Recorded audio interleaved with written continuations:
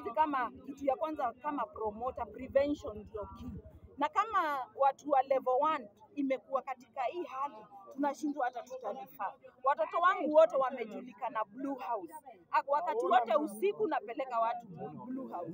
So ningeomba serikali yetu ama wahusika, hii takataka itoke hapa. Wakati mnaongea mambo ya climate change, nashindwa ni nini mnaongea. Especially saizi climate yetu imekuwa haikui determined. Saizi ni tuko katika msimu wa baridi.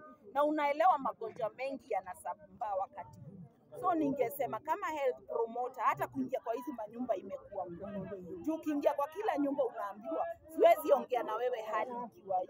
So ningeomba na ikuwe ni kama sio sasa ni sasa hivi. Juu watu wengi hata leo kuna mtu ametoka Mathare Hospital. Huo mtu alianguka usiku juu ya kukosa hewa. So kwa niaba ya health promoter, tafadhali mtusaidie juu hata kuingia kwa hizi manyumba na EJs yote. Katika county kuna ile mtandao tuko nayo, tafadhali muangalie sana because hiyo ni ripoti. Na hiyo ndio inafaa mnaangalia, mnajua venye mtafanya. So yangu ni Sawa.